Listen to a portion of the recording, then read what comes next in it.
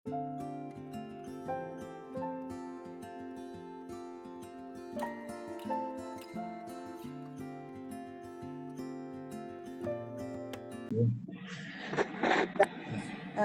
Good evening, everyone. Um, Welcome to our session today. We are nearly at the half point in our 8th BART NEET PG series. Today, we are doing the fourth session and we are speaking with Dr. V. Dharma Rao on important topics on internal medicine as asked in NEET PG exams. I'm so excited to welcome you, sir. And thank you for joining this session. Dr. Dharma Rao is a professor of general medicine at Gayatri Vidya Parishad Institute of Medical Sciences, Visakhapatnam.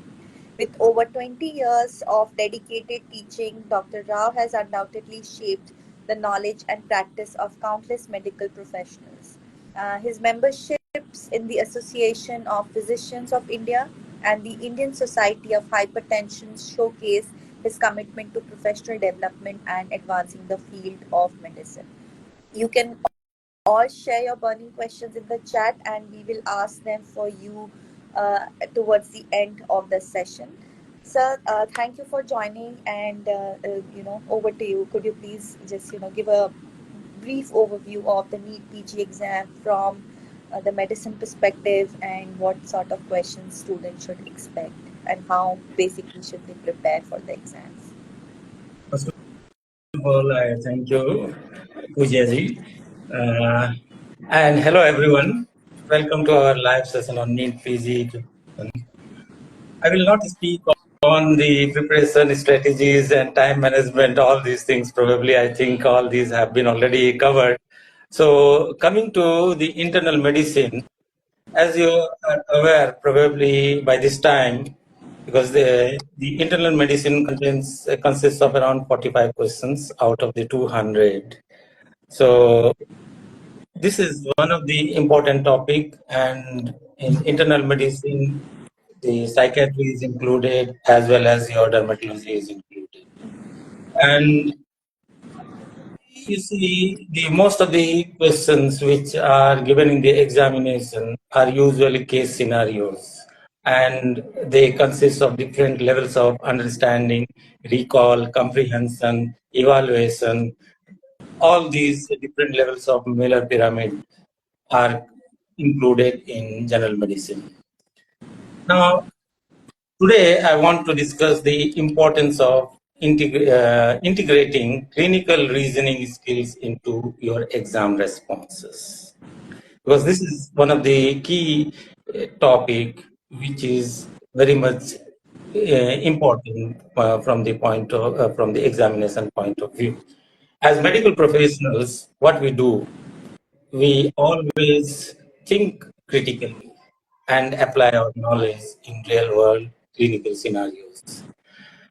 And these clinical scenarios are given in the examination as your case scenarios or clinical dignity. So while mastering these theoretical aspects of medicine, as you know, is very crucial for the understanding of the disease, at the same time, it is equally important to develop the ability to analyze the clinical cases by way of interpreting the diagnostic tests as well as the formulating the differential diagnosis. So this is where the clinical reasoning skills comes into play. Now, coming to the examination point of view, you will encounter numerous clinical scenarios that require you to apply your knowledge to solve complex clinical cases. So instead of relying more on rote memorization, what you have to do is I encourage you to approach these questions with a structured and analytical mindset. So for this, here I will give you certain tips so that you can integrate these clinical reasoning skills into your exam responses. So first of all, for these tips, the understanding of the clinical context. So the case scenario which has been given to you, you have to understand that what is the clinical context the question has been framed.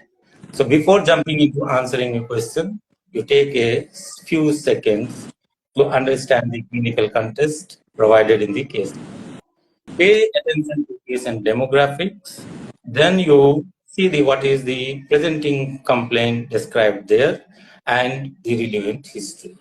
So this is the understanding the clinical context.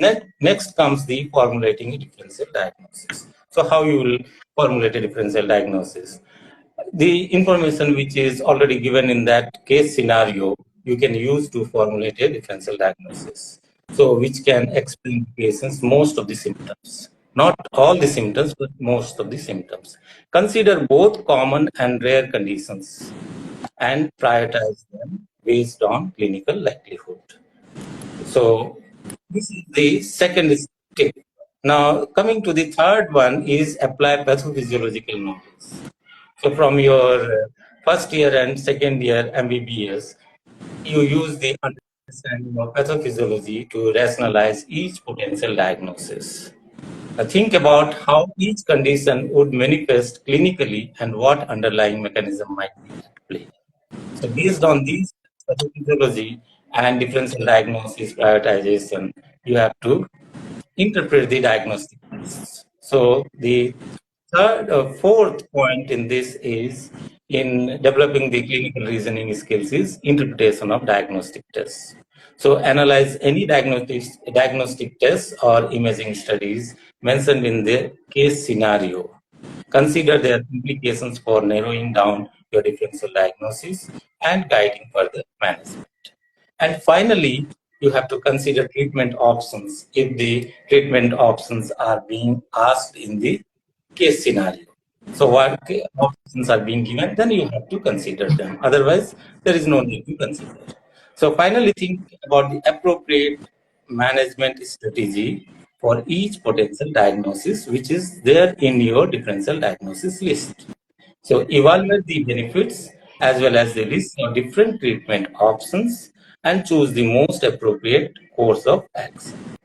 So by this, you can improve your clinical reasoning skills. So you will not only excel in the NEET PG examination, but in your future life, you can also become confident in your case solving or treatment of patients. So this, what we have discussed, these 5 points, we can integrate into an example. Suppose a 45-year-old male presents to the emergency department with sudden onset chest pain, which is radiating to the left arm.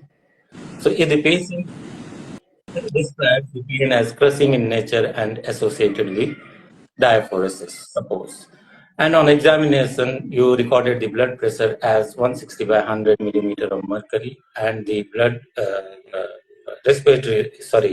heart rate or pulse is 110 beats per minute, and he appears distressed. And at this time, if you do an ECG, you found that ST segment elevation in lead 2, 3, and AVM. Now, if we apply our clinical reasoning to this present scenario, what I gave you the 5 tips. So if we bring those 5 tips into this, then first of all, you have to understand the clinical context. So what is the clinical context here? The patient's demographics first. So patient is 45 years male. Now, what is the presenting symptom here? Sudden onset chest pain radiating to the left arm and the diaphoresis. And then what is the examination finding we got here? Hypertension, tachycardia, and distress. And the investigation what we have done is ECG. So the ECG finding shows that ST segment elevation is there in lead 2, 3, and 8. Now, based on this clinical data, we can now formulate a differential diagnosis. So with this data, what is the commonest symptom? So commonest diagnosis is acute coronary syndrome. So giving why this is acute coronary syndrome? Because the patient has typical symptoms of chest pain, diaphoresis, and at the same time, changes which are consistent with ST segment elevation, myocardial infarction. So our primary consideration in this patient will be acute coronary syndrome. But at the same time, you cannot ignore the other differences like aortic dissection, pulmonary embolism, then comes your pericarditis. But acute coronary syndrome is the most likely diagnosis given clinical presentation. So this is the second step in our clinical reasoning. Now coming to the pathophysiological knowledge, if we apply here, what is the pathophysiology of acute coronary syndrome? So the acute coronary syndrome results from the occlusion of a coronary artery, which is leading to myocardial ischemia. So in ST elevated myocardial infarction, there is complete occlusion of a coronary artery, which results in transmural myocardial infarction. So this transmural infarction is leading to characteristic ECG changes. And the patient's symptoms and ECG findings, these both are consistent with acute myocardial infarction, which requires urgent intervention to restore coronary blood flow, preventing further myocardial damage. Now, the next question may be how you interpret the diagnostic test. So the ECG findings of ST segment elevation confirms the diagnosis of ST elevated myocardial infarction. So there is a need for immediate reperfusion therapy. Now comes what is the reperfusion therapy? It can be your thrombolytic therapy or primary percutaneous coronary intervention. So there is any one of you that you have to choose depending on the resources available, expertise available. So you may have certain other questions in the clinical scenario like additional tests. So what additional test we can do? Yes, of course, we can do cardiac enzymes like troponin I and T. Then imaging studies also we can do like echocardiography. Then these can further assess the myocardial damage and they may help us in further management. Now coming to the treatment options. So what treatment options are available? As I said already, thrombolytic therapy and PCI, primary percutaneous coronary interventions are available. Given the high risk features of your ST elevated myocardial infarction and the patient's distress, urgent reperfusion therapy is warranted in our present scenario. So primary PCI is the preferred treatment modality if available within appropriate window period. So if PCI is not feasible, thrombolytic therapy should be initiated as soon as possible. So this is how the key clinical reasoning questions, if they are given in the examination, with these five tips, we can answer the responses in your examination. So this is what clinical reasoning. So if you further, if you want, I could go to the next part also, the second part, the risk stratification and the diagnostic evaluation also. We can go into that also. So if you have any questions in between, then we can answer that. Sir, there was a question on can you provide some guidance on clinical examination of CNS and CVS? Okay. What type of guidance they want? I think As from the point of view of examination, I think so, sir. uh, see, nervous system examination is one of the difficult one for the students in the examination. But from once you have the anatomy is clear, and as I said earlier, understanding the clinical context again. So first of all, they have to read a good clinical methods like your MacLeod's or Hutchinson will help them in knowing the methods and then the interpretation also. So it applies equally for cardiovascular system also. See, in this examination, you have to remember one thing. There are four things. What you see with your eyes, what you feel with your hand, and feeling and palpating. percussion. So inspection, palpation, percussion, and lastly, you hear with your ears. So these are the four steps in your examination of any system, whether it is a cardiovascular system or a respiratory system. Only this is a little bit different when it comes to nervous system. We feel and then we sometimes inspect, that's all. So auscultation part is not there in the uh, nervous system examination. So if they want what book to be read, so for undergraduate level, it is the Davidson is sufficient. If they want more further knowledge about that, then they can read the Harrison's textbook. So Harrison's Internal Medicine. So the other question here was on managing acute exacerbations in hospital setting, including use of bronchodilators, corticosteroids, and antibiotics. Uh, Acute exacerbation of what? Is it bronchial asthma or a COPD? COPD. So both are good COPD. Now this is a chronic condition. Now bronchial asthma usually occurs in children 5 to 15 years, whereas the COPD occurs in patients is above 35 years. So the management is different in both these conditions. For the steroids is the drug of choice for your bronchial asthma, whereas we use steroids in COPD only in acute exacerbation, that too if the eosinophil count is more. So otherwise anticholinergics play more role in that, in the management of COPD. Right. Sir, in terms of question, there was there was a question about what are the high yield topics that the students should study if they have a little time to go and revise few things. See, medicine is a vast subject. One thing, and the most important part here is like anatomy or physiology. Anatomy and physiology, they do not change for a long period of time. For anatomy, it will not change, but physiological changes may change with the advancement of technology. And in medicine, the changes are so rapid. What we learned about your HIV management, that has clearly changed over a period of 10 to 15 years. So we need guidelines. So European society is there, American society is there, India's Association of Physicians of India guidelines are there.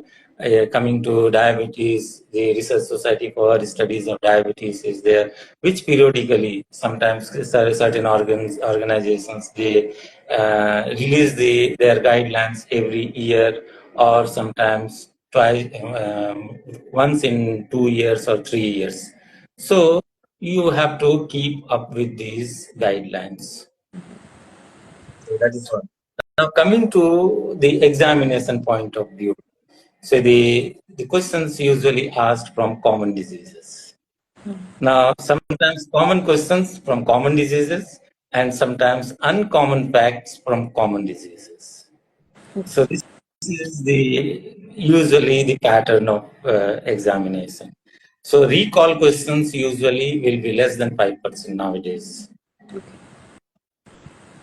So cardiovascular system is one which is commonly given in the examination. Then nephrology is there. Nephrology, understanding of acid-base balance.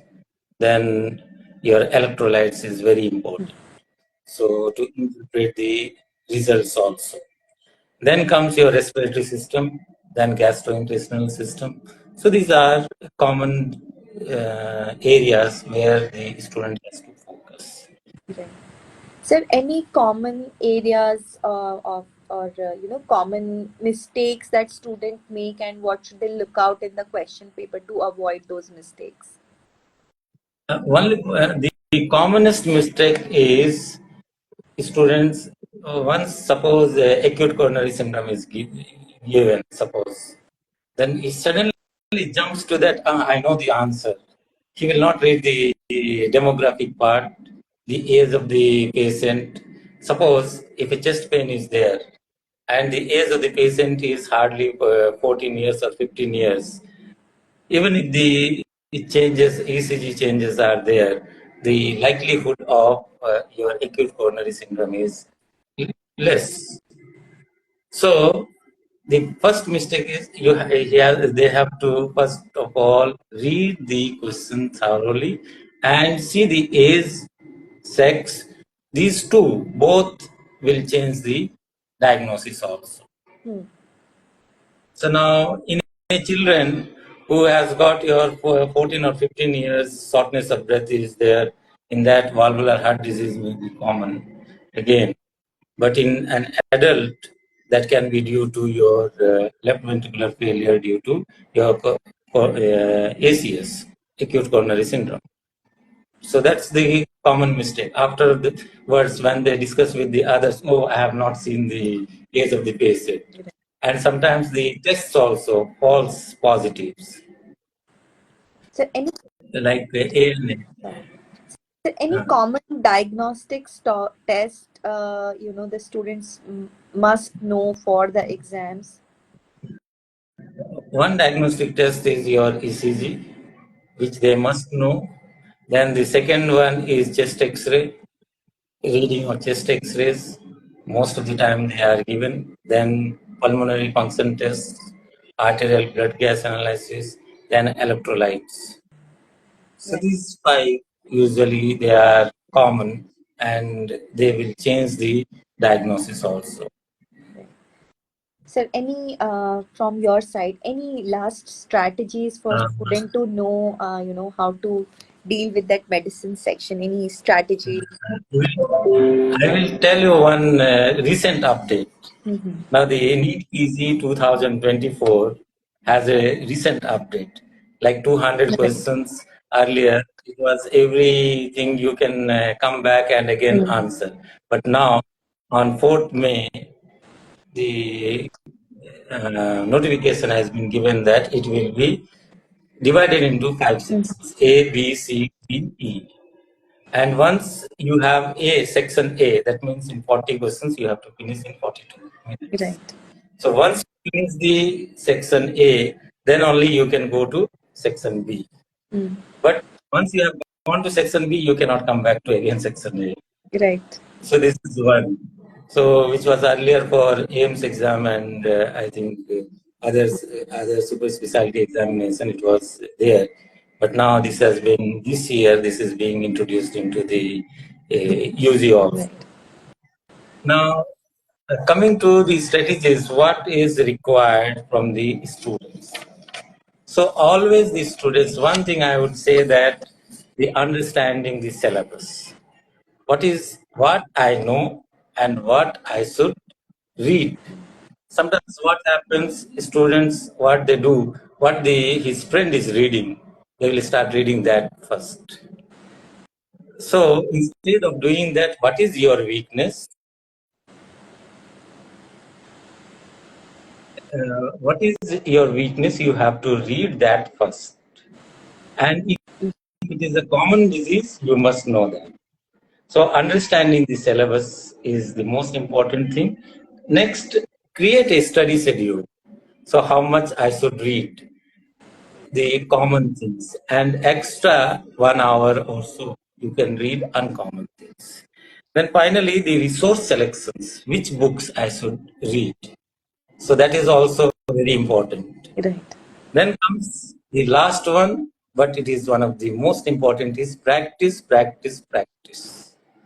So if you do not practice, even if you know the answers also, how to manage the time is important. The examinations, many students get less marks because they do not know how to manage the time. So Like time you management getting is 1 minute per really, question. yes. So Sir, sometimes students, yes. so that's all the questions that we had for the session. I think one question that was, what topics or what subject should I start first for my NEET PG preparation? For everyone, I will tell one thing. Medicine, even to my students also, medicine do not have its own subject. If you see, Right. we borrow from anatomy, physiology, biochemistry, pathology, microbiology, pharmacology. So if you combine everything, that Medicine. is in your medicine. So if you know everything, all these subjects you have studied, if you study after studying thoroughly all these, then you will know the art of mixing all these subjects. So the etiology you will get in microbiology, clinical presentation you are getting it in the pathology, and investigations, biochemistry, pathology, and microbiology. Treatment part, pharmacology, and certain things we get it from medicine itself. All right. Okay, that's all for the session, sir. Thank you so much for the insights. So, everybody, like sir said, look at the case scenarios, look at differential diagnosis, and don't forget to put the context before you answer before you answer the questions. You get 1 minute. Consider the context before you answer your questions. Um, Yes. we are For these sessions we have tied up with All India Book House, where until mid June you will get additional discount of 4% on Elsevier books. This is across India. So you can go to the website, the code is being circulated. You can use that code and buy the books. Now, Sir is coming out with Yes. a book on practical medicine towards the second half of the year. So, if you could just tell everybody a little bit about your book, what is it going to be about? So this is actually based on your clinical based scenarios. First of all, the book starts with the symptom analysis, and then we have the method of examination, next chapter, and then we have thoroughly dealing with the long cases, short cases, all the questions and answers which are common for diagnosis.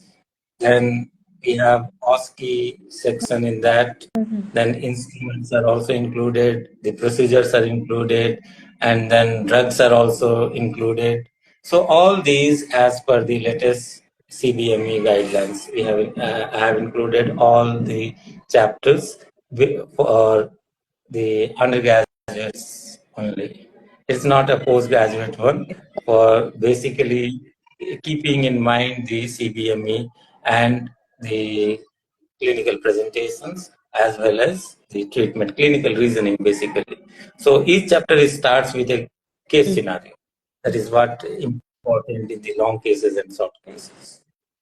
So it will be a case-based book, everyone. So please, for all the practical reasoning and understanding of the theory and implementing of the theory, you can check out that book. It will be coming out towards, I think, quarter three, end of quarter three, September, October, I'm guessing, and we will share more information about the book here. Our next session is going to be on ophthalmology with Dr. Radhika Tandon, who is the co-author of Parsons Diseases of the Eye. More information about that session you will find again on our page, so please don't forget to watch that session as well. And thank you so much for your time, sir. I'm sure students have gotten a lot of information, and very good to have you today. Thank you, sir. Thank you. Thank you. Thank you all.